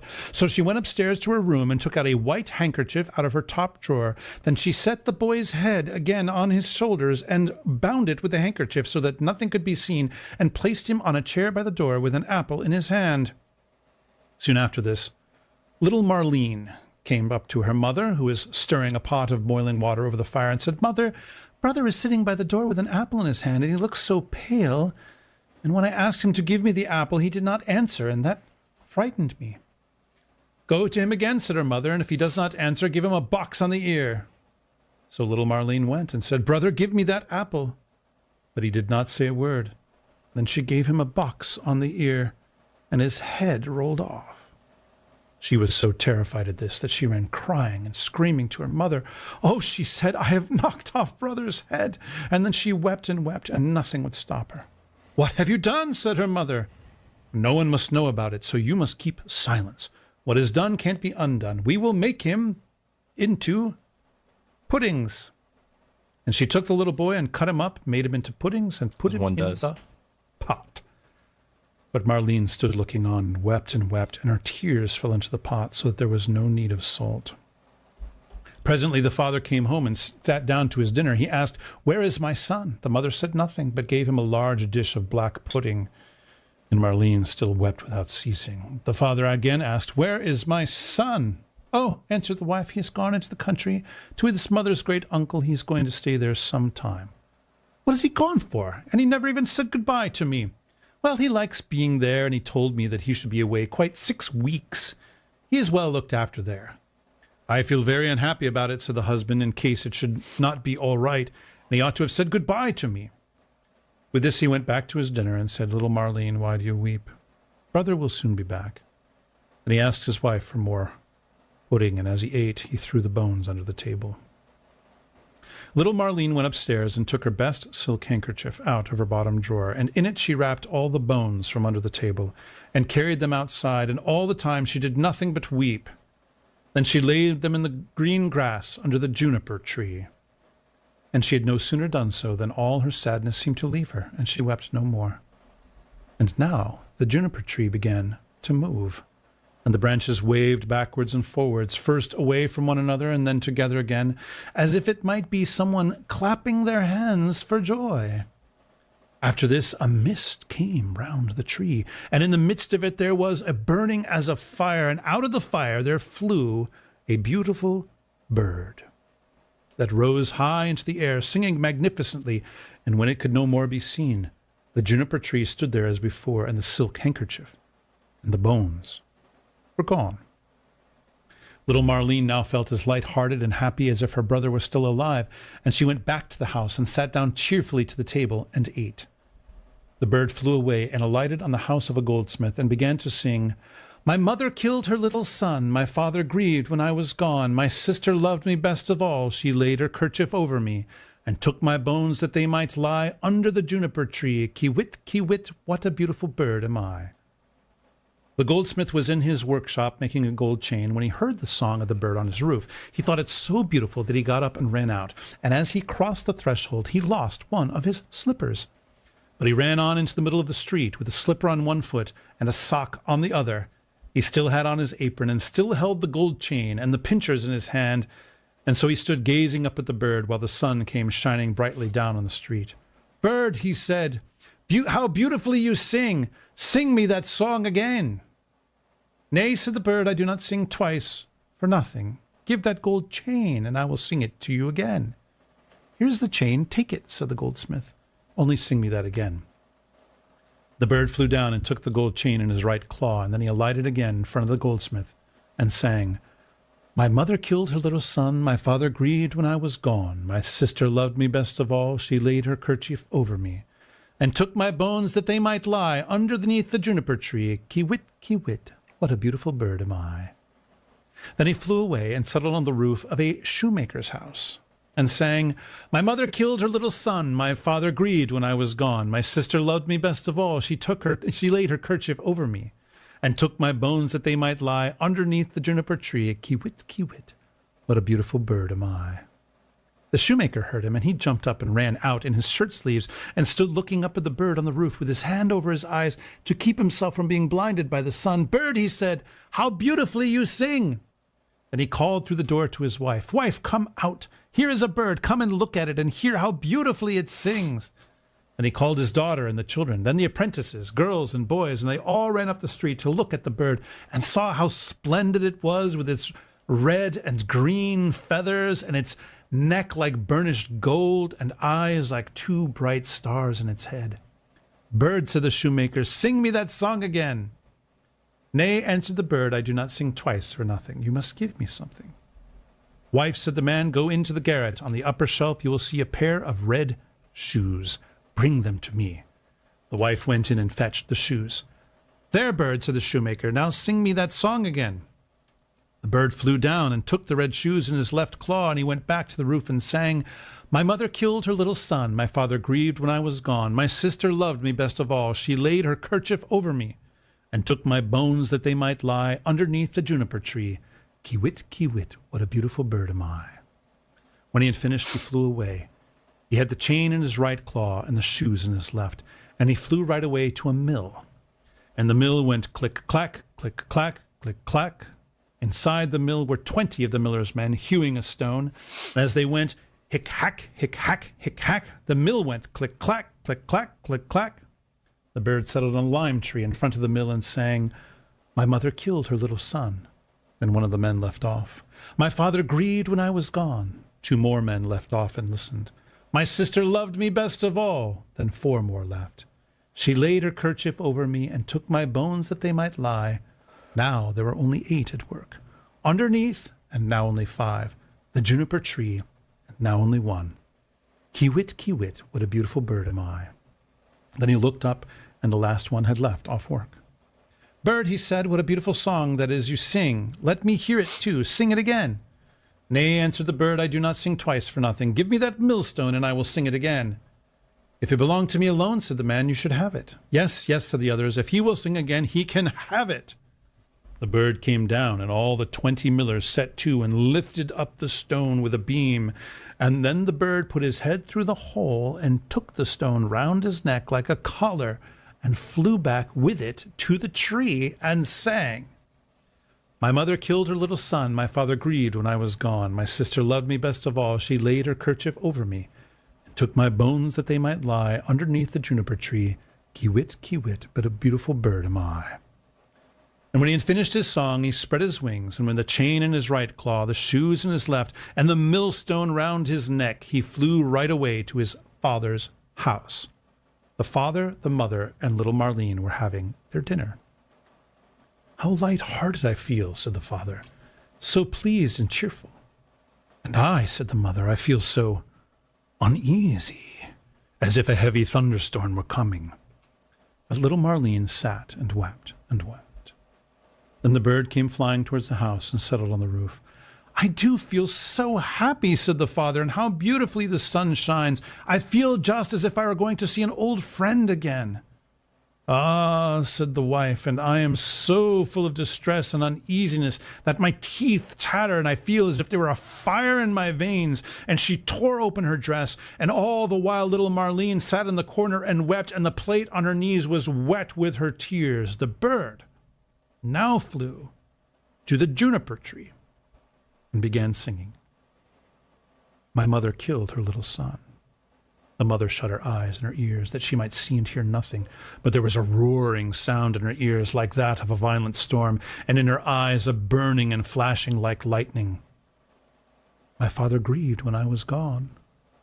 Look, mother, said the man, at the beautiful bird that is singing so magnificently, and how warm and bright the sun is, and what a delicious scent of spice in the air. My sister loved me best of all. Then little Marlene laid her head down on her knees and sobbed. I must go outside and see the bird nearer, said the man. Ah, do not go, cried the wife. I feel as if the whole house were in flames. But the man went out and looked at the bird. She laid her kerchief over me and took my bones that they might lie underneath the juniper tree. Kiwit, kiwit, what a beautiful bird am I. With that the bird let fall the gold chain, and it fell just round the man's neck, so that it fitted him exactly. He went inside and said, see what a splendid bird that is. He has given me this beautiful gold chain, and looks so beautiful himself. But the wife was in such fear and trouble that she fell on the floor, and her cap fell from her head. Then the bird began again, my mother killed her little son. Ah, me, cried the wife, if I were but 1,000 feet beneath the earth, that I might not hear that song. My father grieved when I was gone. Then the woman fell down again as if dead. My sister loved me best of all. Well, said little Marlene, I will go out too and see if the bird will give me anything. So she went out. She laid her kerchief over me and took my bones that they might lie, and he threw down the shoes to her. Underneath the juniper tree, kiwit, kiwit, what a beautiful bird am I. And now she felt quite happy and light-hearted. She put on the shoes and danced and jumped about in them. I was so miserable, she said, when I came out, but that has all passed away. That is indeed a splendid bird, and he has given me a pair of red shoes. The wife sprang up, with her hair standing out from her head like flames of fire. Then I will go out too, she said, and I will see if it will lighten my misery, for I feel as if the world were coming to an end. But as she crossed the threshold, crash! The bird threw the millstone down on her head, and she was crushed to death. The father and little Marlene heard the sound and ran out, but they only saw mist and flame and fire rising from the spot. And when these had passed, there stood the little brother. And he took the father and little Marlene by the hand. Then they all three rejoiced, and went inside together and sat down to their dinners and ate. The end. I'd be real careful of the cooking at that house. That's right. Yeah. What is in that pot? It's an uncanny story. I mean, it's got so many weird elements. But I mean, like the thing at the end, particularly, like this is something that's in a lot of these stories where the villain gets what's coming to him or her, and everyone is kind of happily ever after. Now they're not woohoo, all right, they're not cheering that she's dead. She's crushed by the millstone. Although, I mean, what kind of a bird is this that can carry a millstone around its neck? That's something that occurred to me as I was reading this. Like, wow, it's kind of working out, But yeah, I mean, that sort of sense of getting your just desserts, like one of the Cinderella. I mean, is in one of the Cinderella versions, the wicked stepmother, she has to dance forever in shoes. Snow White. Snow White. Yeah, shoes with hot iron. Yeah. This is a wicked stepmother tale on some level. Yeah. So this story is kind of famous for being one of the darker stories in Grimm's. It is the one which Tolkien brings up as an example of why censorship in children's stories is bad. So he actually specifically references this story in On Fairy Stories, which I'd encourage you all to go back and read that bit. And yes, of course, Thomas is right. The bird is a phoenix. So, there's a lot that you can. My wife and I actually really like this. This is one of our favorite Grimm's fairy tales. She just commented that in the chat. Oh yeah, see, she loves this story. I'm not just making that up. I'm sure I don't perform it as well as your husband, Matushka, but so the thing that there are a lot of different ways and directions you could kind of go with trying to interpret this story. The thing to start with, I think, would be trying to figure out what is going on with the gifts and then work backwards. Yeah. So, the father gets the gold chain around his neck and the daughter gets red shoes. Mm-hmm. Right. I don't know. I've never looked up any interpretations of this. The story is the only thing that I've got, in this regard. I didn't actually, I'm ashamed to say I didn't remember that Tolkien mentioned this in On Fairy Stories. It seems to be, a gold chain is a symbol of kind of glory and exaltation, elevation, all this kind of stuff, is how I would read at least that piece. Red shoes, I don't know. There certainly are certain ecclesiastical suggestions there. Is this girl the first female pope? The shoes of the fisherman. Just throwing that out there. The fisherman, yeah. Actually, if you read some analysis out there, that is a connection that people make. Really? Yeah. How about because actually, The Shoes of a Fisherman is a great movie from the 60s, I think, with I'm trying to remember who's in that. It's about a Greek Catholic bishop who gets elected pope during the Cold War. No kidding. Yeah. Oh, yeah. You should totally watch it. It's crazy good and interesting. Yeah. Anyway. So, it's you could say like in some certain like alchemical traditions and things like that, like red shoes are associated with like a mystagogue or somebody who like leads somebody into, so like some of the more occult readings will actually will point that out. But so the story begins with kind of a series of deaths, right? So the first death you have is the death of the mother, who the idea seems to be something like so she's sitting under a juniper tree. She accidentally cuts her hand on a knife, and she sees that red drop of blood on the snow, which should immediately make you think of another story. Yeah, this is sort of the male Snow White on some level. Yeah, there's actually three or four Grimm stories that actually start with this same kind of scene. So there's something about that particular, like the redness of blood on snow. Yeah, and it's and it kind of sets a like a kind of a tone for the rest of the story, you could say, right? So she and she has this premonition, right, of her death. And the thing that she says is, when I die, bury me under the juniper tree. Juniper trees are associated with, although it's quite possible in an earlier version of the story, it was not a juniper tree, it was an almond tree. But in any case, juniper trees are associated with a certain kind of, juniper trees are both poisonous and not poisonous, depending on which part of the tree that you eat. So they're associated with like pharmacon. They're associated with magic from very early time. In the chat, as I say, in the chat, Sivana says that juniper trees in Catholic mythology, as she puts it, are associated with the Virgin Mary. Yeah, that's right. Yeah. So there's something kind of in particular about the juniper tree. You could say it's a magical tree. You should see the juniper tree as Yggdrasil. You should see it as the tree of life. You should see it as the tree of the cross. Basically, going back to the thing I was saying earlier in the episode, all these different things that trees mean kind of overlap. And so she says, bury me here. Right? So then she dies. She's buried there. So there's the first woman, right? She's buried there under the tree. And then, of course, the boy, after his mom goes all John Wick on him, which is all I can...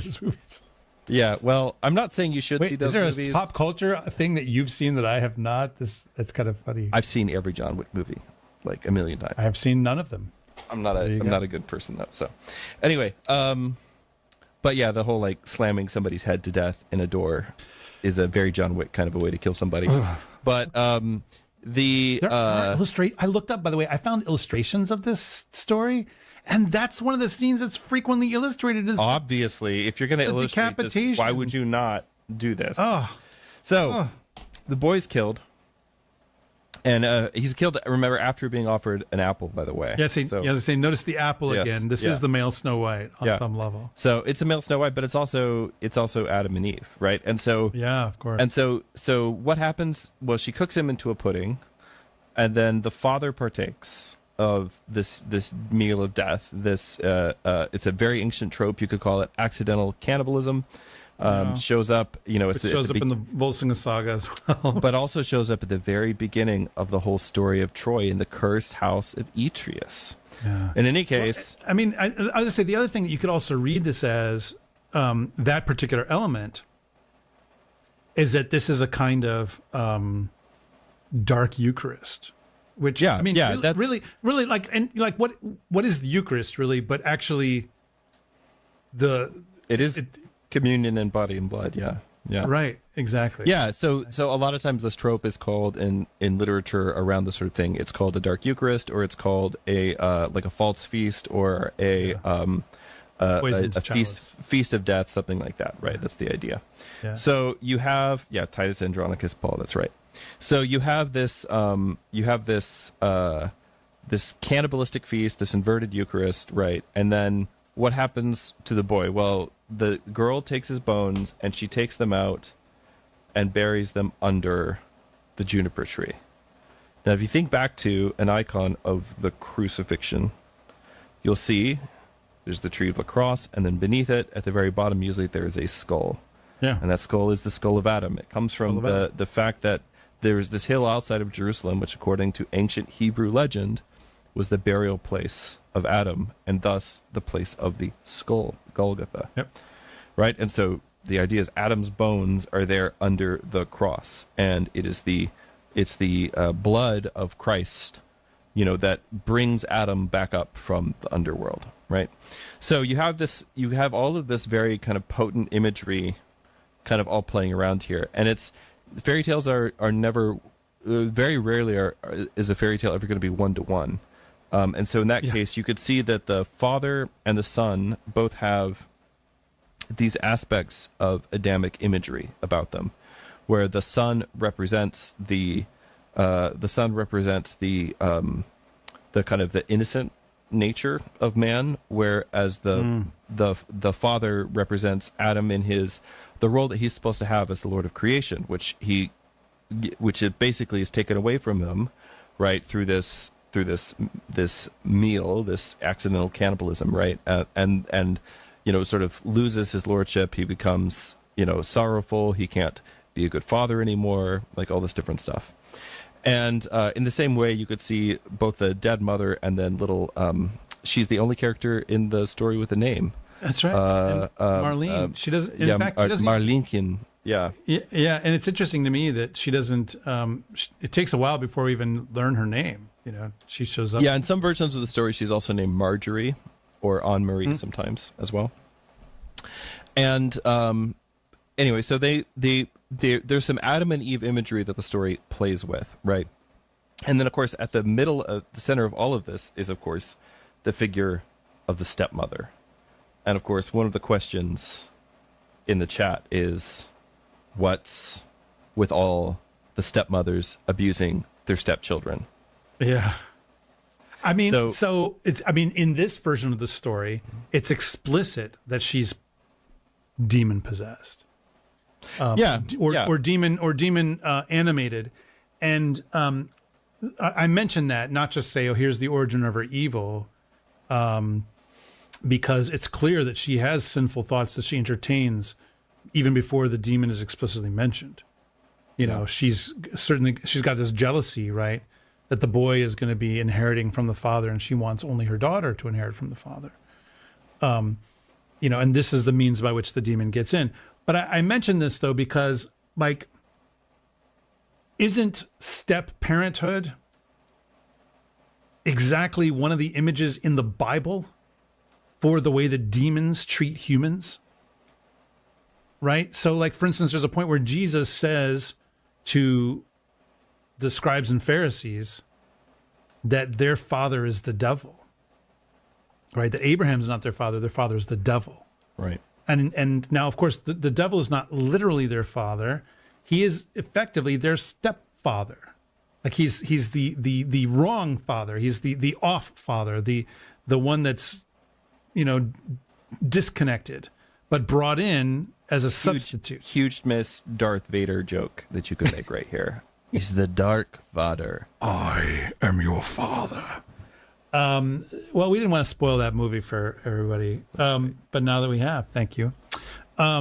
So, I mean, I think it's not that, you know, having an adoptive parent is bad or people who get remarried is bad, right?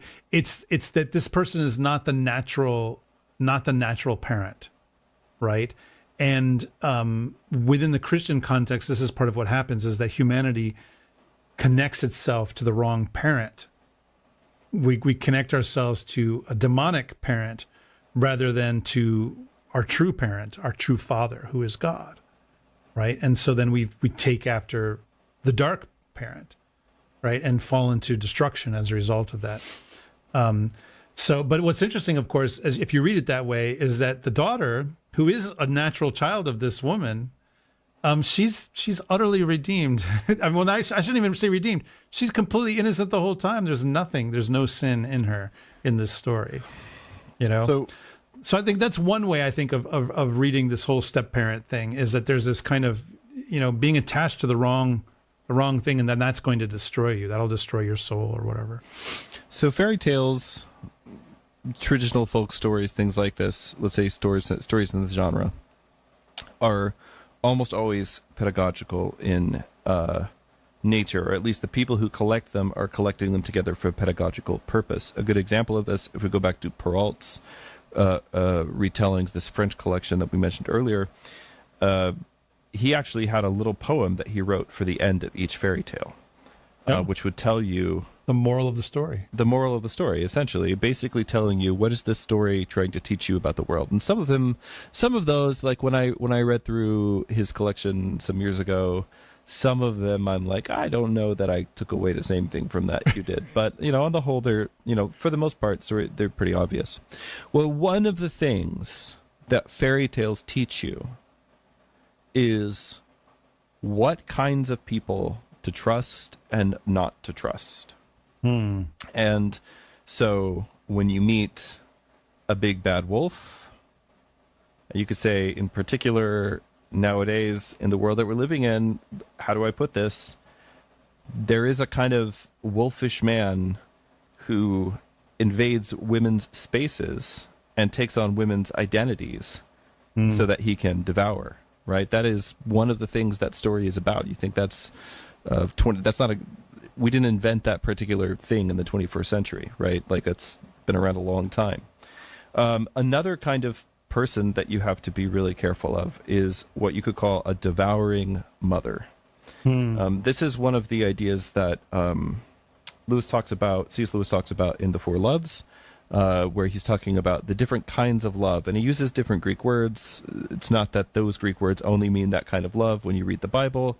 Lewis himself would probably bonk you on the head if you tried to preach that sermon now. But anyway, the point is that he uses 4 different words for 4 different kinds of love. And familial love, like the love of parents for their children, for instance, which he associates with the Greek word storge, is a kind of love which is every love, let's say, has a way in which it can go wrong.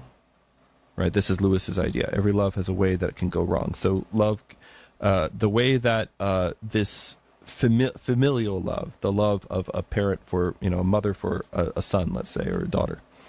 The way that this love can go wrong is it can become devouring. So we can all kind of think of, you know, like a stereotypical helicopter parent or tiger mom or like whatever, like these different instantiations of this kind of motherhood in various cultures, right? When fatherhood goes wrong, it looks like something different, and there's plenty of fairy tales about that. But the reason the wicked stepmother comes up so often is that, first of all, a stepmother is a break in the chain of causality. This is not to say, by the way, that if you find yourself a stepfather or a stepmother in a loving Christian family, that there's something inherently wrong or evil or bad about you. That is not the point. No. But it's a break in the normal chain of causality, because what it does is it introduces something into the family unit where the idea is that the parents are supposed to be building something like a legacy for the children, and they're going to leave that legacy to their children. So if you bring in now this new woman who kind of represents the strange woman in the sense of like Proverbs, right? This new woman who comes in, and she is not actually connected to that system of fertility. She's bringing in her own fertility from the outside. She's bringing in her own children. She's bringing in her own heirs. She's bringing all these. I mean, if you want to go back to Adam and Eve imagery, it's like the Lilith and Eve kind of a thing. If you want to go back to some of those legends, right? So it's the idea that you bring in this woman who is from outside of this system of fertility and growth and life, and she wants to. She basically becomes a parasite. So she wants that life for herself and for her children instead of for what's there. So this is one way that you could say motherhood goes wrong, is when a mother, instead of becoming, and this could be true of fathers as well, right? But in the case of parenthood, when parents go from wanting to sacrifice and give themselves to the next generation that is to come, and instead they want to devour their children. They want their children to basically feed them and give them life and to serve them. And if you think about like the dad who's a little too into his kid's sports career because he's living vicariously through them, or if you think of the mother who never wants her son to go out into the world and really doesn't want his son to marry another woman because she wants to be the main woman in that son's life, right? These are all different images of this devouring mother. So that is one of the themes that comes up in a lot of these stories, and it's basically because this is a kind of person that when you see them, you have to really be very, very careful, and really it's a kind of person to steer clear from. Now, I'm going to go back to the gifts real quick, and then I'll stop talking, and you can add something else if you want to. But if we think again in the sort of inverted Adam and Eve imagery, right, that's going on in this story, what is the chain? Well, the chain is for the father as he's being restored to his role as Lord. That's what, if you wear a chain around your neck, this shows that you're the king, you're the Lord, you're the mayor, you're the whatever. Yeah, there you go. You're the archpriest, right? I have no chains about my neck. See, it's totally you're free. I'm free. Yeah. The shoes. Well, what does she use the shoes for? She uses the shoes to dance. She uses the shoes to dance, to rejoice. This is when the world is properly ordered, young women dance. It's what they do. And we even have this, I mean, all the way into our Paschal hymnography, right? Dance and be glad, and thou, O Theotokos, rejoice in the rising of thy son, right? You know, this idea of when the resurrection comes, that's when you dance. And then the third thing is the millstone. And it should not be too hard for people who know the Bible to figure this one out. Yeah. But it's the source of death being destroyed by death. It's you know, and then of course the sun is a phoenix. Which again, I mean, also the millstone is the punishment for those who destroy children. I mean, that's literally right. I mean, that's what I was trying to say. That's what I was trying to say. Like, for people who know the Bible, that one shouldn't be too hard. Yeah. It's very on the nose. Yeah. So the millstone. So the sun in bird form, in phoenix form. And so in this story, the sun is, of course, among other things, sort of Adam, but also he's Christ. Right. So there's obvious phoenix imagery here. What's the deal with the phoenix? Well, the phoenix is a bird. Everyone knows lives in Egypt, and he rises and he flies to what is a fragrant tree of myrrh and incense and aloes and so on. Which of course the juniper tree is also a fragrant tree. He flies to this fragrant tree in India and he bursts into flame, or maybe comes from India and flies to Egypt. In any case, he bursts into flame, and then out of the ashes there's a little worm, and after 3 days the worm grows into a full-fledged bird, full-fledged in the literal sense here, back into the phoenix, right? So the idea is, there's a death, there's the fragrance, there's the and it's associated with incorruption, right? That's what the myrrh and the aloes. That's why the phoenix can do what it does, because it lives in the tree and basically is like absorbing all of the incense and the sap and so on, and then it dies, and then 3 days later it's restored, right? So that's the idea of the phoenix, and the sun here is, and if you read a medieval bestiary, it will tell you that the symbolism of the phoenix has to do with Christ and his death and his resurrection, and that imagery is being used here as well. And instead of 3 days, we have 3 things that he has to go and collect. And the 3 things that he's collecting are things which are going to restore the proper order to creation by giving lordship to man, by giving joy to woman, and then by destroying the source of death and evil. And then he's going to also be restored. And how does the story end? We sit down at the table together, and there's a proper communion. Yeah.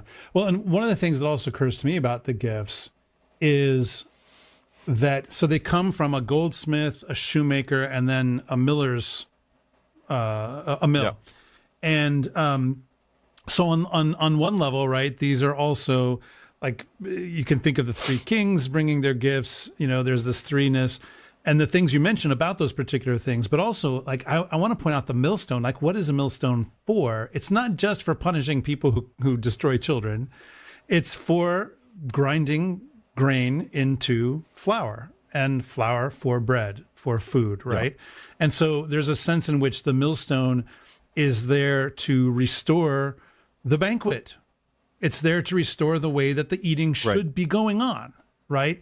Because we've had this dark banquet, this evil meal, and then that millstone is there now to restore. And it says that it crushes the mother, the stepmother, and that there's really nothing left afterwards. Now, it does not say that they eat her, but that's the very next thing that happens is they all sit down and eat. So I'm not saying they're eating her, but there is a sense in which she destroyed the boy, and then the father ate him, and then she's destroyed, and then that's right, with a grinding tool that is for grinding food, right? So I think that's part of what's going on there as well. Is there's this meal thing going on throughout. There's a Eucharistic. It's a playing. I think that playing is the right word for a lot of what fairy tales do with Christian imagery, is they're playing with it. Right. They're putting it. You're making you look at it from angles that are not presented this way in catechism. It's where it should be very straightforward. It's very from like the side. Let's talk about millstones crushing stepmothers, and that will tell us something about the Eucharist. What? Well, that's part of what I mean when I say that fairy tales have the sort of the grammar of the world in them. Yeah. There are certain images that you need. I mean, basically all language works on a series of analogies, and so even our words for right and wrong have to do with like dairy and laundry originally, right? And so then by analogy, when something wrong happens, it's like the milk spoiling, right? When something right happens, it's like you get everything untwisted, right? That's the kind of idea there. And what fairy tales do is they are ways of encoding those images, which sometimes come from scripture, but which very often just come from other things, including pre-Christian cultures. Yeah. And I think, I'm not a perennialist, but if you wanted to take something like, what Wilhelm Grimm is saying and take it in a more Orthodox Christian way, you could say that that this is the spermaticos logos. This is the logos in seed form, scattered throughout the world, left in every culture, preparing the way for Christ. And so but one of the things that, that didn't just happen in a series of every culture has a myth that can be interpreted like in a Christian way. But you got to understand that logos in seed form also applies to the very basic meanings of things like millstones and things like golden chains and things like birds and things like that. I mean, that's the point of medieval bestiaries, is that the whole creation really, and all the very basic elements of human life, all of these things are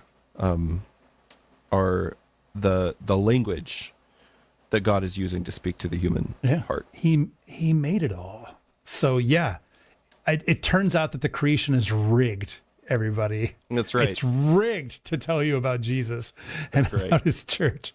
The game is totally rigged. But not in a lame youth pastor way. But in a cool, let's cook a kid into a blood pudding kind of way. Yeah, this is where everybody was reminded that pudding is used in Europe and then the UK in a very different way. Kind of a way, yeah. It's actually kind of up for grabs whether this is like a blood soup, or if it's like a black pudding, which would be a kind of sausage, basically, is what we consider it. Yeah. But in any case, we've been interacting a bunch with the chat already, so I don't think we need to make a specific point of this. But I did want to point out that Thomas had the idea. He says red shoes, red apple that she never got to eat. Yeah, a little bit, maybe. Yeah, something like that maybe going on. You definitely should pay attention to colors in fairy tales in general. Yeah, for sure. I'll say, by the way, we did get there are some people that want us to talk about Into the Woods. I don't know. I think that might be an interesting exception, something that's not pre-modern, but it's completely about all of the stuff that we're talking about, I don't know. We'll have to think about that, but definitely we